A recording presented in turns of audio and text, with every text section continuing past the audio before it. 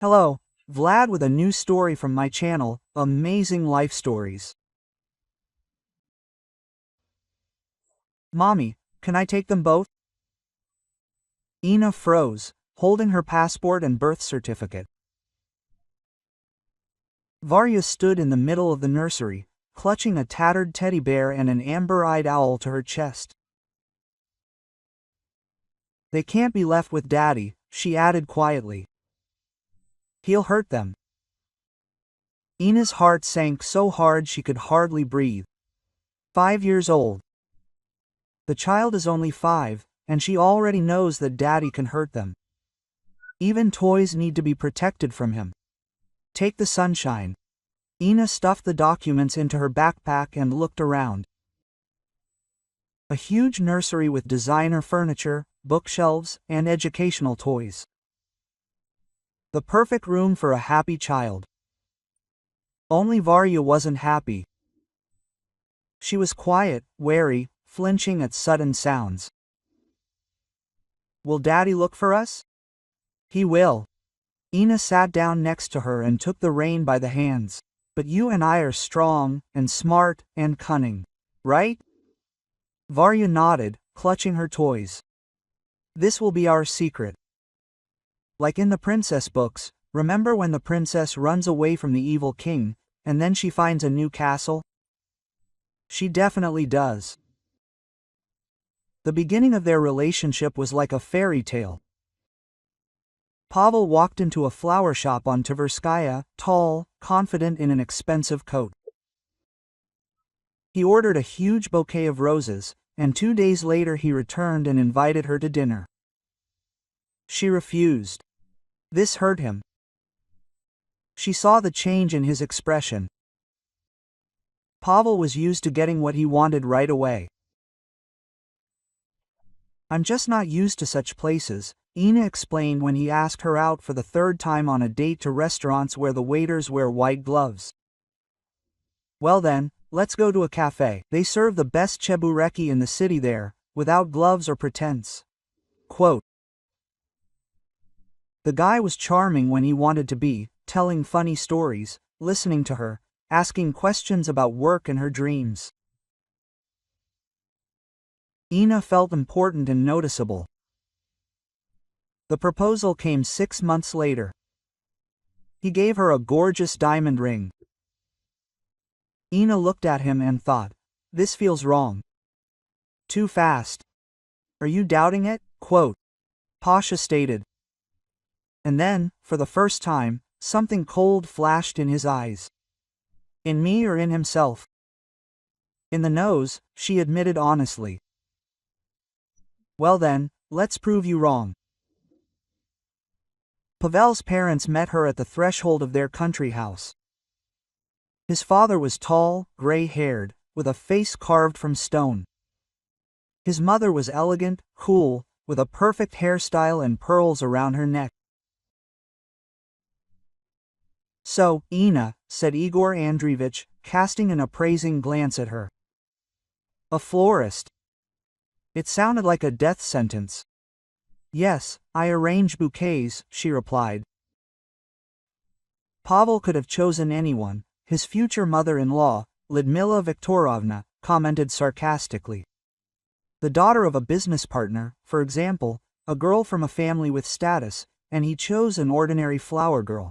Mom, that's enough, Pavel said wearily. Quote, I've already made my decision. The father-in-law nodded silently and went into the dining room. Dinner passed in tense silence. Ina tried to keep up the conversation, but her every phrase was met with indifference and sometimes caustic remarks. Only her mother-in-law occasionally cast quick, strange glances at her. Either hostility or pity. After the wedding, Pasha changed. Not immediately, but gradually. At first, it was teasing. Why did you wear that dress? It looks cheap. Or don't talk about your former job at receptions. People won't understand how a flower seller became my wife. Then the comments became sharper and harsher. Are you deliberately embarrassing me? Is it really so hard to remember that I don't like it when you laugh like that? Ouch. If only you thought a little bit. Ina tried to fit in, change her dress, remain silent at receptions, learn to guess her husband's mood, but it didn't seem to help. Pavel seemed to be looking for reasons to be dissatisfied, and always found them. When the test showed 2 lines, Ina cried with happiness. Maybe the baby will change everything. And maybe they will again become who they were in the beginning. Are you pregnant? Pavel put the phone down and looked at her. For a few seconds, there was sincere, bright joy on his face. He hugged her tightly, somehow truly. Ina believed that everything would be fine. A girl, the doctor announced. A healthy baby, congratulations, she heard on the ultrasound. Pavel's face turned to stone. They drove home in silence. I need an heir, he finally said. Someone who will continue the work. Girl, this is not it. This is just our child, Ina whispered. Well, never mind, we'll try again, her husband said, pretending not to notice her. Varya was born on a cold November morning. Ina held her in her arms and thought she had never seen anything more beautiful. Tiny fingers, a fluff of dark hair, a wrinkled nose. Pavel came into the room only once, looked at his daughter, nodded, and said, "She looks like you," and left. Igor Andreevich reacted the same way. A dry congratulation on the phone and the excuse of being very busy. But her mother-in-law began to visit often, bringing gifts, babysitting, but only when her son was not at home. And in his presence, she became different, cold, detached, as if putting on a mask. Why are you changing so much? One day, Ina couldn't take it anymore. Why are you hiding the fact that you love Varya? Quote, Lyudmila Viktorovna lowered her eyes.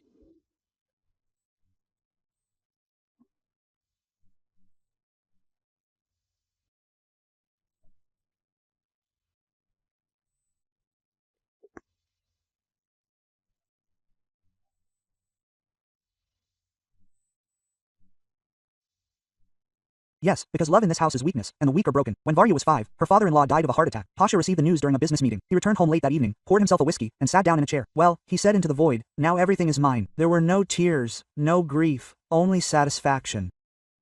After the funeral, my husband became even harsher, even more merciless. At work, he would reprimand his employees, fire them for the slightest infraction, and yell. At his partners, my mother-in-law tried to intervene. Formally, she was still the owner of the company. You're ruining what your father built, she said. Don't interfere, I'm the boss now. You all need to be put in your place. Single quote quote. Both you and my wife, he muttered. Ina overheard this conversation by accident. That night she didn't sleep, lay in the dark and understood that she couldn't stay here any longer. Varya began to flinch when Pasha raised his voice, hid in her room and became somehow quiet, inconspicuous, like Ina herself once was. But where to run? To her parents. Pasha would easily find them and could harm them. Friends, she had long lost contact with them. Her husband didn't like it when she talked to anyone else. In the morning, she rushed around the house, trying to figure out how to escape this golden cage, when suddenly the phone rang. Quote, Inachka, hi. I'm at the toy store. I want to buy Verechka a present. What does she like now? Yes, everything, Ina tried to say in an even voice, but it treacherously wavered. Something happened? Nothing. Ina. And then everything burst out in a rage. The words flowed on their own, confused, desperate. Lyudmila Viktorovna listened in silence. "Run away from him," she finally said. "Don't wait right now. There's nowhere to run. Come to me. He'll never think to look for you here." "But, Ina, I know what it's like. I lived with his father for 35 years. 35 years of hell. Don't repeat my mistakes." The plan came together quickly. A driver, a shopping center, attractions for Valley, to lull his vigilance, then quietly disappear into the crowd and call a taxi. The train station, to throw him off the trail, and there she threw the phone to Vorn. They rode in a taxi, and Ina couldn't stop shaking. Every passing car seemed a threat. Her mother-in-law's house greeted them with darkness and silence. Ina rang the doorbell. No one answered. She rang. The subscriber's phone was unavailable. Quote, "She knew we'd come," Ina whispered. In the end, she went in themselves. She knew the doorbell. It was empty inside. There was a cold breakfast on the kitchen table, and a dead phone lay nearby. Quote, "Mom, where's Grandma?" asked Varya. "I don't know," answered Ina. They slept for 2 days, ate whatever was in the fridge, watched cartoons. Varya started laughing. A real, ringing laugh, the kind Ina hadn't heard in months. Her daughter ran around the house, built pillow forts, and sang songs. "Mom, it's so nice here, maybe we should stay?" Quote, she asked. "We'll see, my dear," Ina said. But her joy was clouded by anxiety. Where had her mother-in-law disappeared to so suddenly? On the third day, the doorbell rang. Ina looked out the window and saw an elderly neighbor. She opened the door slightly. "Hello, Anachka. How good that you came. How is Lyudmila Viktorovna doing?" "She's feeling better." "Hello, what are you talking about?" Quote, Ina asked. "Well, how so?" "She was taken to a psychiatric clinic 3 days ago. Pavel Igor came this morning and was so upset. He said his mother had become ill. She didn't recognize him, she was delirious. Well, soon I arrived and picked her up. He placed her in the best clinic," the neighbor added. "He was here," Ina said with difficulty. "Yes, so polite, so caring. He got to his mother." Ina couldn't stay away. She had to help. "Mom, what happened?" Varya asked fearfully. "It's okay, baby." Ina tried to calm her down. "Everything is fine. I just need to go somewhere." Then she turned to the neighbor. Quote, "Tatiana Ivanovna, could you look after my daughter for a couple of hours? I'll go visit my mother-in-law then." "Of course," the neighbor answered. "Let's go, Verechka." A private clinic on Rublyovka. Pavel mentioned this place several times when bragging about his connections. An elite boarding house for the elderly. Ina dressed as nondescriptly as possible in jeans, a dark jacket, a sports cap, no makeup. She needed to be inconspicuous. The clinic's lobby was quiet and sterile. Marble, crystal, subdued lighting. An administrator in an impeccable suit sat at the reception desk. Ina hesitated before leaving, not knowing how to approach or what to say. The girl looked up and smiled at her. Quote, "You're the new cleaning lady. Well, finally. They said you'll be here by lunchtime, but it's good you were able to get here early." Ina froze, then nodded. "Yes, I'm here to see you." "Excellent, you'll get your uniform from the State Farm. 3rd floor, office 305. In the meantime, you can go to the 2nd. Marina will brief you." Her heart was pounding so hard, Ina was afraid she could hear it. Elevator, 2nd floor, corridor with beige walls. "Hey, new girl." A colleague in the same dark uniform called out to her. "Come on, grab the cart and start cleaning." Ina picked up a mop and a cart loaded with cleaning supplies and dragged it down the hallway, peering into the wards. Old men in chairs, nurses in white coats, the smell of antiseptic and something else. It seemed like hopelessness. 2 orderlies were walking towards her. She heard snatches of conversation. Pavel Igorovich will arrive today. The old woman from Ward 208 will sign everything. Well, then we'll give the tralizing dose and that's it. Vegetable. The son is happy, we're in the black. And the wife, they say, turned out to be streptozoa. They'll bring her soon, we'll treat her too. The main thing is to find a dose that's quiet, but not too noticeable. Ina felt a cold sweat run down her back. Pavel paid them. Paid to turn his mother into a helpless creature ready to sign any papers. And then it's her turn. Ward 208. Ina entered and saw her mother-in-law. Her eyes were closed, her face was drawn, her hands lay limply on the blanket. Lyudmila Viktorovna, Ina whispered. Her eyelids fluttered open. Her gaze was clouded, but recognizing. Ina came closer and took her hand. I'll get you out of here, I promise. Voices were heard in the hallway. Ina froze. The orderlies had just passed by. The hallway was empty. She wasn't sure how to do this, but she had to act. She looked out, made sure there was no staff, and returned to her mother-in-law. Can you get up? She asked. Lyudmila Viktorovna tried to sit up. Her hands were shaking, but she tried. Ina supported her under the elbow and threw a robe over her shoulders. Quote, lean on me. We will walk slowly, calmly. Every step was difficult. My mother-in-law was very weak. Her legs were buckling. Ina tried to support her. Quote, the elevator, the lobby, the emergency exit, and finally the streets.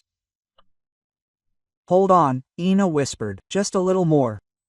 She hailed a taxi and put her mother-in-law in the car. She gave the address and, as they drove off, noticed a guard running after them, groaning. Tatiana Ivanovna gasped when she saw Lyudmila Viktorovna. Quote, my God, what's wrong with you? We need a doctor, Ina said, urgently, but not soon, a private one, so no unnecessary questions. I know a therapist, a good, reliable one.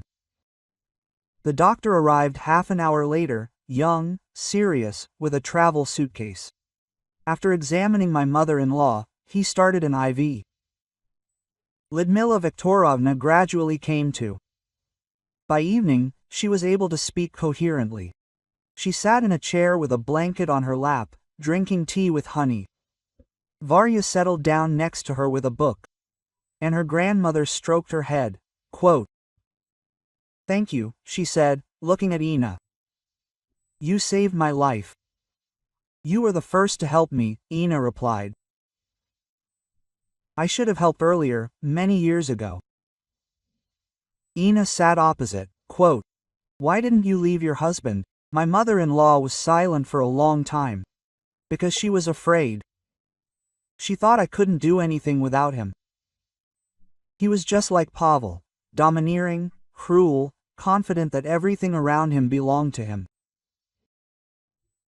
I tried to leave once, when Pasha was little. I packed my things and took my son, but my husband found us 3 days later and knocked me down, so I couldn't get out of bed for a week. He locked Pasha in the room and said it was all my fault, my stupidity. Lord.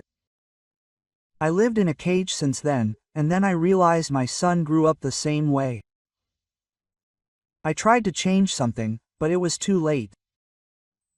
He saw how my father treated me, and he was simply learning from it. And when you showed up, I saw myself in you from 20 years ago. I was scared. And why didn't you warn me? Because I knew you wouldn't believe me. I tried, of course, to talk you out of it when we met, but people in love rarely believe in time. They need to go through their own mistakes. So I just wanted you to find the strength to leave, not take things to extremes. In the morning, my mother-in-law looked almost healthy, sat down at the table, and laid out the documents in front of her. Quote, "I need to go to the office," she said. Pasha thinks I'm helpless and that I'll sign whatever he wants, but I still own half the company, so I'll throw him out. That's dangerous, In objected. I know what he's capable of, interrupted the mother-in-law. That's why I won't go alone. I'll take security and lawyers. Let him try something in front of witnesses. She called the lawyer and a private security agency. 2 hours later, 2 large men in formal suits arrived for her. Ina watched the car drive away. Varya tugged at her sleeve. Quote, "Mom, will Grandma be back?" "Of course she'll be back," she replied. Lyudmila Viktorovna arrived 4 hours later. Tired, but with a straight back and shining eyes. That's it, Pavel is no longer in the company. Quote, "Oh," the look on his face when he saw me, the elderly woman smiled bitterly. He screamed that it was a betrayal, that I was crazy, but my share in the company gave me the right to make decisions. So I fired him as director and appointed Sergei Nikolaevich, a trusted partner of my late husband, as interim manager. Quote, "He just let you go?" Ina asked incredulously. "No, of course not. He said I'd regret it, that he'd make me take everything back." I also gave an interview to a business publication, announced that I was returning to business and wanted to restore the company to the principles my husband had established. So now the media is watching me, and it will be harder for Pasha to act. Ina hugged her daughter, who had been clinging to her the whole time. What will happen to us now? My mother-in-law sat down next to her and took her hand. Now you will have a real life. I will help you with housing and a job. I have a lawyer friend. So if Pasha tries to sue Varya, we'll prove he's simply dangerous. But he's your son, Ina whispered. Yes, my son, and I love him no matter what, but I can't let him ruin other people's lives. My husband broke me, and I let him break Pasha. But this has to end, so Verechka won't grow up in fear, and you won't spend the rest of your life in a cage. And I'll do what I should have done 20 years ago. Varya raised her head and looked seriously at her grandmother. And we'll always be together now. Of course, Lyudmila Viktorovna smiled. You, Mom, and I will be one family, the family where no one is afraid of anyone. If you like the story, please support me with the thumbs up button. It's just one click for you, but it means a lot to me. Thank you. M.